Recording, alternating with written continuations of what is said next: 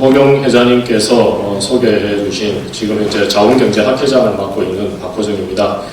오늘 이 행사가 굉장히 의미 있는 것 같고요.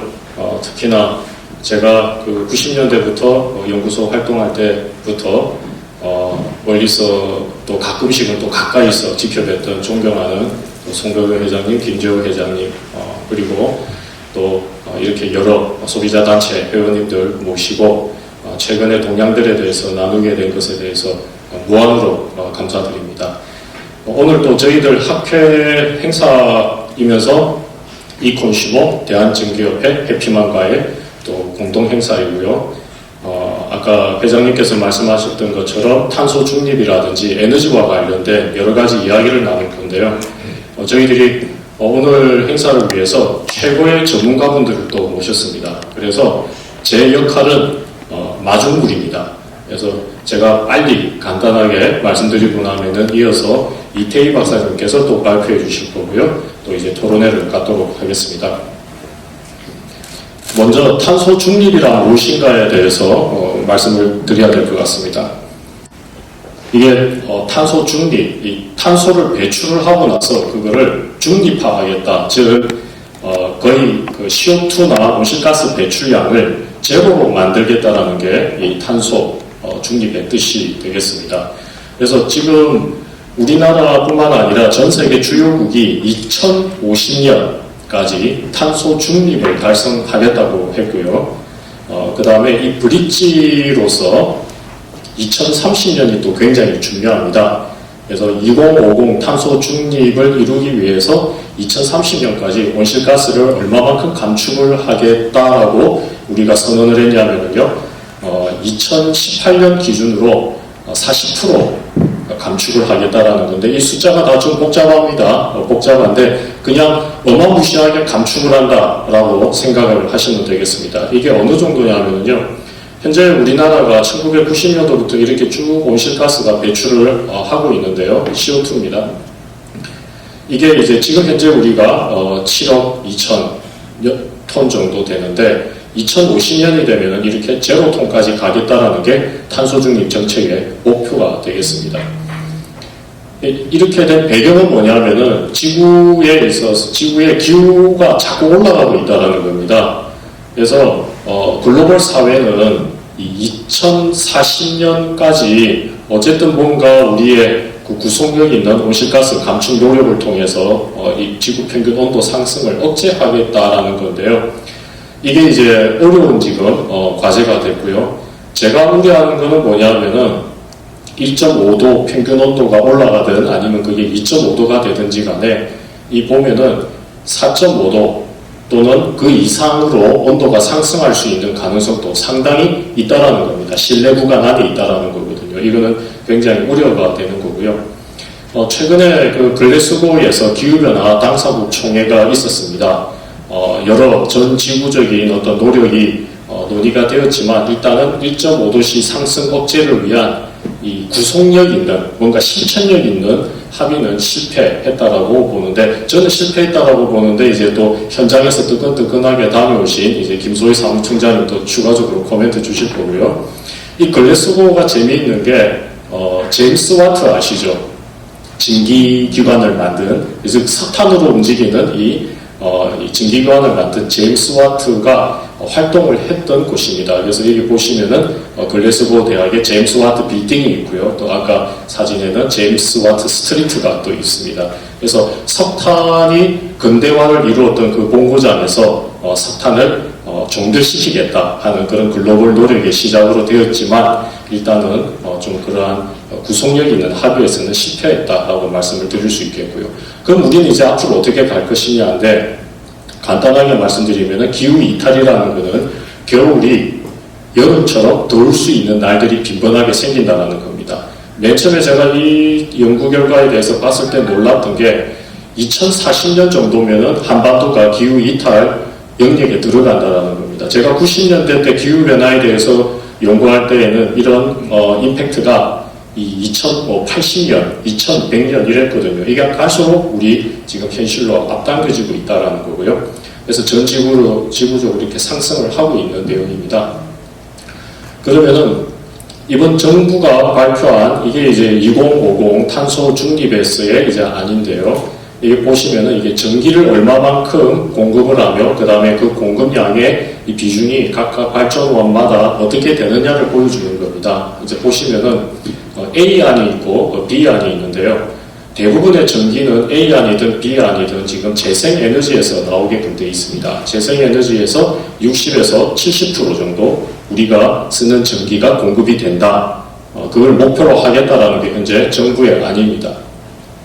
그 다음에 상당히 이제 또 비중이 높은 게 무탄소 가스터빈인데 이게 이제 요즘 신문지상에서 많이 이야기하는 수소입니다. 수소, 하이드로젠. 그래서 수소는 CO2 자체를 배출을 하지 않는데 그래도 이제 이 수소가 어디서 오느냐에 따라서 또 CO2가 있기도 하고 또 없기도 합니다. 근데 어쨌든 이런 그 수소, 그 다음에 이제 재생에너지로 거의 우리 전기 공급의 비중을 다 차지하는 이런 안들이고요. 근데 이제 이슈는 그거죠. 재생에너지에서 태양광 풍력 들어오려고 하면 상대적으로 비싼 전원이라는 거고요. 그 다음에 이제 이런 태양광 풍력은 전기 공급이 안정적이지는 않습니다. 예, 이 날씨에 영향을 받기 때문에 그거를 우리가 간헐적이라고 하거든요. 그래서 간헐적인 어떤 그런 전원의 특성을 갖고 있겠고요. 그 다음에 무탄소 전원이라고 한 이 수소인데 특히 그린 수소가 있습니다. 그린 수소는 뭐냐 하면은 재생에너지에서 나오는 전기를 이용을 해서 다시 수소화하는 겁니다. 그래서 이 경우에는 정말 CO2 자체가 배출이 되진 않는 거죠. 근데 이 그린 수소는 우리 국내에서 대부분 조달이 불가능합니다. 현재 정부의 탄소 중립 시나리오에 따르면 약 80% 이상이 해외에서 수입을 해야 하는 거고요. 그래서 이것도 상대적으로 비싼 전원입니다. 쉽지 않은 그런 과제가 되겠고요. 그 다음에 좀 더 이제 이 내용들을 알기 쉽게 제가 좀 숫자로 만들어 드렸는데요. 현재 우리나라의 전체, 즉 원자력, 유연탄, LNG, 재생에너지 다 포함해서 발전 설비 용량이 약 한 120기가와트가 넘습니다. 120기가와트인데 2050 탄소 중립을 위해서는 태양광 설비만 해도 500기가와트가 들어와야 합니다. 그래서 굉장히 많은 설비가 들어와야 하는데요. 지금 이게 보시면은 현재 2020의 우리 지금 재생에너지의 비중입니다. 그래서 여기 이제 현 추세, 지금 계속 1년에 한 4기가와트 정도 증가하고 있는데 그 추세대로 간다고 한다면은 지금 2050에 필요한 이 500기가와트 이상의 태양광을 조달하기가 매우 힘들고요. 그 다음에 이제 2030 아까 브릿지를 말씀드리지 않습니까? 이거를 위해서는 저희 자원경제학회에서 한번 추산을 해봤을 때 또 약 한 120기가와트가 필요합니다. 그래서 2030 브릿지로부터 해서 추세선을 쭉 긋는다고 하더라도 2050년이 되면은 탄소 중립을 위한 태양광 설비로는 부족합니다. 그 다음에 이거는 9차 전력 수급 기본 계획이라고 해서 나라에서 추진하는 또 이 전기의 설비를 얼마만큼 가져갈 것인가 하는 이 수급 기본 계획이 있는데 제가 지난번에 9차에서 신재생 파트를 맡았는데요. 그때 이제 우리 목표가 2034년까지 77.8기가와트입니다. 그래서 이 추세대로 한다 하더라도 2050에는 500기가에 턱없이 모자란다는 겁니다. 이게 이제 무슨 말씀을 어떤 의미냐면요. 아까 송보영 회장님께서 말씀하셨던 건데요. 굉장히 많은 우리들의 합심, 이런 노력들이 필요하다라는 그런 내용이 되겠습니다. 자, 조금 딱딱한 이야기는 이제 이까지고요. 이 약간 좀 이게 밝아서 잘 안 보이는데, 이게 이제 1950년도에 미국의 이 기차역입니다. 이게 좀 밝아서 잘 안 보이는데, 이걸 보시면 어떤 생각이 드시는지 잘 모르겠어요. 예. 보시면 어떤 생각이 드시는지 잘 모르겠어요. 보이지가 않습니다. 네. 1950년대 이제 이거 뭐 영화의 장면이 아니고요. 실제 이 역사에서 사람들이 있는 건데 어떤 생각이 드세요? 이 사진 보면 이 여러 남자 신사들이 많잖아요. 다들 보면은 남자들도 늘씬하죠. 네, 늘씬합니다. 네, 꼭 그냥 헐리우드 영화의 한 씬을 찍은 것 같은데 이게 실제 모습이고요. 이건 1950년대 바로 우리가 얼마 전에 블랙 프라이데이 지났잖아요. 그 추수감사를 끝나고 나서 그 당시에도 이제 불프가 열풍이었는데 줄 서 있는, 백화점에 줄 서 있는 모습이고요. 지금 이게 이제 오늘날 우리의 모습입니다. 예, 불프. 예. 미국에서는 매년 수십억 달러의 예산을 들여서 당뇨병하고 또 암치료 이런 데 쓰고 있거든요. 그래서 이런 어떤 많은 돈들이 나가고 있는데 사실 1950년대부터 해서 쭉 이렇게 추세를 보면은 당뇨병이 계속 증가하면서 또 여러 우리들의 어떤 비만이라든지 식습관이라든지 이런 부분도 또 연관이 되어 있거든요. 저는 한 가지 좀 드는 생각이 당뇨 그 자체의 치료도 중요하지만은 우리의 식습관도 바꾸는 게 필요한 거 아닌가라는 그런 차원에서 말씀을 드린 겁니다. 제본스의 역설이라고 경제학에서 재미있는 게 있는데요.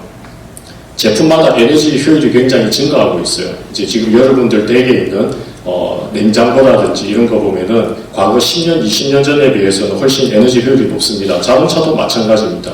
그래서 우리가 쓰는 여러 내부재들의 에너지 효율이 증가하면 에너지 소비는 감소해야 하는데 그러지 않고 오히려 증가한다는 겁니다. 그 이유가 뭐냐?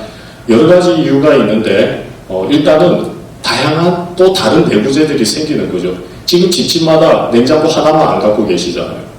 예, 김치 냉장고도 있고 미니 냉장고도 있고 또 어떤 분들은 와인 셀러도 두기도 하고요. 예. 그 다음에 이제 요즘 또 뭐 이런 것도 생겼더라고요. 예. 옷 스타일러 이런 것도 생겼고요. 그래서 우리가 나름대로 에너지 소비를 줄이려고 하는 노력은 하고 있지만은 그것의 총체적인 결과는 때로는 우리가 원했던 그거하고는 다를 수 있다라는 거고요. 그래서 뭔가 다이어트가 필요하다라는 겁니다. 올해 초였습니다. 이 다큐를 보고서 충격을 받았는데요. 저는 좀 약간 옷 입는 게 매번 똑같아요. 그래서 단벌주의자입니다.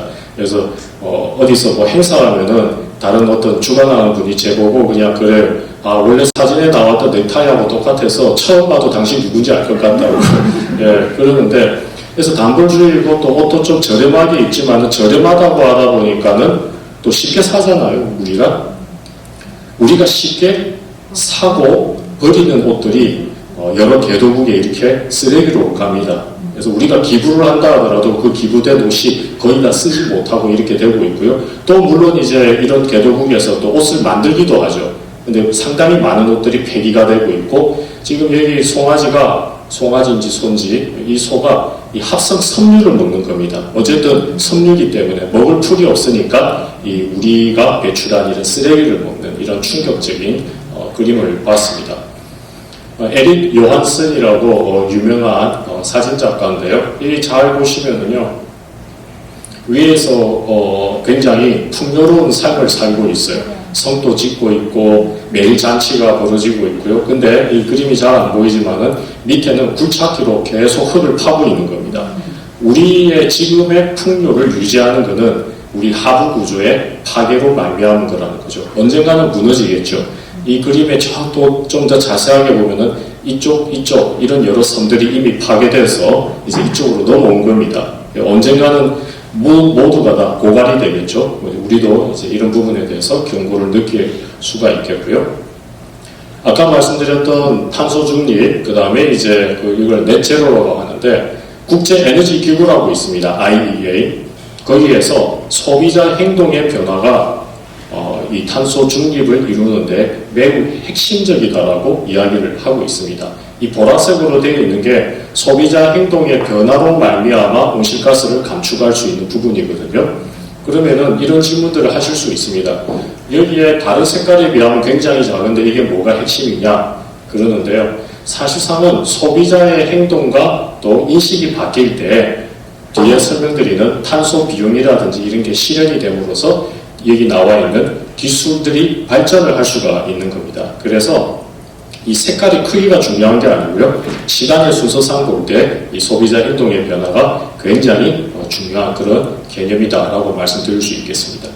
스웨덴이라든지 뭐 여기 있는 스웨덴 말고 독일 또 현재 우리나라에도 모 금융사 등등 이런 데에서 이런 지금 작업들을 하고 있습니다. 이게 뭐냐면은요. 이제 여러분들께서 소비를 할 때 그 제품 예를 들어서 청바지 하나 소비할 때 CO2가 전 과정에서 얼마만큼 배출이 되느냐를 계산을 해줍니다. 그러면은 쭉 여러분들께서 쓴 뭐 한 달에 어떤 지출이 있으면은 전체 CO2 배출량이 있겠고, 또 저번 달에 비해서 내가 얼마만큼 더 줄였느냐, 아니면은 또 더 많이 배출을 시켰느냐, 이게 평가가 될 수 있겠죠. 그래서 줄인 분들에 대해서는 뭐 지역 화폐라든지 여러 가지 형태로 또 인센티브가 줄 수 있겠고요. 또 이제 많이 증가한 분들에게는 뭐 그런 건 이야기를 해준대요. 아, 당신은 지난달에 비해서 CO2를 500g 더 배출했으니까 나무를 심으세요. 뭐 이런 식으로. 예. 그래서 이제 우리 소비 생활에 이런 정보들이 들어가기 시작하였다라고 말씀드릴 수 있겠습니다. 그래서 뒤에 이제 이태희 박사님께서 쭉 소개를 해 주실 건데요. 몇 가지 이제 트렌드만 간단하게 말씀드리겠습니다. 일단 탄소 비용이 지금 실현되고 있다는 겁니다. 아까 보았던 EU, 유럽이라든지 미국 이런 데에서 이미 꽤 오래전부터 진행이 되고 있었고요. 이제 우리나라도 이 CO2 비용이 우리 소비재의 가격에 반영이 되어가는 그런 시대가 되어가고 있다라는 겁니다. 그리고 최근에 EU에서 탄소 국경 조정제라는 것을 발표를 했습니다. 2026년 1월 1일부터 본격적으로 시행이 될 건데요. 여기에 보면은 철강이라든지 알루미늄 이런 수입제 탄소 비용, 말하자면 탄소 관세 같은 겁니다. 그거를 부과하겠다라는 겁니다. 이런 게 자꾸 보편화되면은 앞으로 여러 재화에도 이 탄소 비용이 반영이 되기 시작을 할 거고요. 그 다음에 소비자의 선택권이 강화가 되고 있다. 이것도 우리가 굉장히 유의해서 봐야 할 내용입니다. 뒤에서 또 이제 김진성 대표께서 설명을 해 주실 건데요. 이거는 이제 우리가 핸드폰 요금제처럼 전기요금도 자기의 소비 행위에 유리하게끔 선택을 하는 그런 시대가 올 거라는 그런 내용입니다. 위에 것은 그냥 가상적인 시뮬레이션을 한 거고요. 밑에 이 파란 바탕에 있는 것은 영국의 이 피클로라고 하는 회사인데요. 핸드폰이라든지 뭐 여러 자기 컴퓨터 연동을 해서 자기 집에 전력 소비를 쭉 실시간으로 파악을 해서 본인에게 유리한 그런 요금제를 택할 수 있는, 그 우리가 살기 바쁜데 A 요금제로 할지 B 요금제로 할지 우리가 어떻게 일일이 다 결정을 합니까? 그런 요금제 결정을 최적화하는 어떤 나름대로의 인공지능 뭐 이런 쪽으로 이제 맡기는 방향으로 갈 수 있다는 겁니다. 근데 우리가 에너지 시장뿐만 아니라 눈을 조금 크게 넓힐 필요가 있습니다. 전체적으로 이 트렌드가 어떻게 되냐면요, 중앙으로부터의 탈피가 이루어지고 있습니다. 블록체인이라든지 핀테크라든지, 그 다음에 이제 이럴 때 중요한 거는 바로 21세기의 석유라고 하는 데이터거든요. 이런 데이터에 대한 어떤 주권, 그것에 대한 평가, 이것도 굉장히 중요하겠고요. 메타버스도 이게 뭐 어떤 분들은 아바타 놀이 아니냐라는 건데, 이게 앞으로 사회에도 여러 가지 영향을 미치리라고 봅니다. 이게 결국 말하는 것은 뭐냐면은 소비자가, 경제 주체가 자기의 어떤 시공간에 대해서 또 경제 행위에 대해서 선택을 한다라는 거거든요. 그래서 이런 여러 큰 기술적인 변화가 있다라는 겁니다. 이거는 사이트인데요. 제가 이제 그 음악 저작권을 산 겁니다. 그래서 제 포트폴리오를 오늘 그냥 공개하는 건데요. 제가 산 게 이제 이 김민우 또 임재범 이거 노래인데, 이 초창기에 제가 사가지고 보니까는 연 17.5% 또 연 14.1%, 이승철 곡은 사가지고요 한 30%인가 수익을 올리고 팔았습니다. 당연히 제가 다 갖고 있는 게 아니죠. 수천 명의 이런 투자자들이 그 조각조각을 사는 겁니다. 그래서 무엇을 의미하냐면요, 이제 우리가 선택을 하고 우리가 소유하고 싶다라는 어떤 그런 시대로 가고 있다라는 거고요. 이거는 뭐 미술품 경매, NFT 다 들어보셨죠? 이것도 동일한 그런 취지가 되겠습니다. 이거는 이제 그린 빌딩을 에너지 효율적이고 CO2를 저감하는 빌딩을 지을 때 여러 분산화된 그런 투자자들, 여러분들과 같은 그런 개인 투자자들로부터 돈을 모아서 뭐 ETF와 같은 이런 형태로 투자를 하는 겁니다. 빌딩을 그 자체를 나 혼자 소유하는 건 아니지만 다수의 그런 투자자들이 좋은 취지의 이런 빌딩 사업에 투자를 해서 또 당연히 수익도 올리겠다 하는 어떤 이런 취지가 되겠고요. 그런 게 다 엮여져서 앞으로 이 재생에너지 하면은 P2P 뭐 이런 식으로 해서 태양광이나 풍력은 로컬에서 생산이 되고 로컬에서 소비가 될 가능성이 큽니다. 그래서 이렇게 P2P 형태도 될 수가 있겠고요. 그래서 그런 내용들은 이태일 박사님께서 또 아주 뜨끈뜨끈하게 기술적으로 말씀을 드릴 거고요. 클로징 하기 전에 한 가지 이제 좀 우리가 고민해 봐야 하는 거는 지금 제가 말씀드렸던 이런 분권화, 탈중앙화, 소비자의 선택 강화 다 좋게 보이죠. 하지만 만만한 건 아닙니다. 왜냐하면은 나의 데이터를 누군가가 보고 있고 누군가가 다 집계하고 있다라는 거거든요. 그래서 오늘날 뭐 사회학자, 철학자, 뭐 여러 과학자들, 또는 뭐 법학자들 이런 분들, 또 이제 소비자 단체들 다 전부 다 고민을 같이 해야 합니다. 이제 우리가 이제 자기의 권리, 재량이 증가할 때 결국은 의무가 증가하는 그런 사회가 되는 거고요. 복잡게 이것도 굉장히 좀 재미있지만은 어쨌든 시간 관계상 넘어갑니다. 일단은 해킹이라든지 이런 데도 위험하겠고요.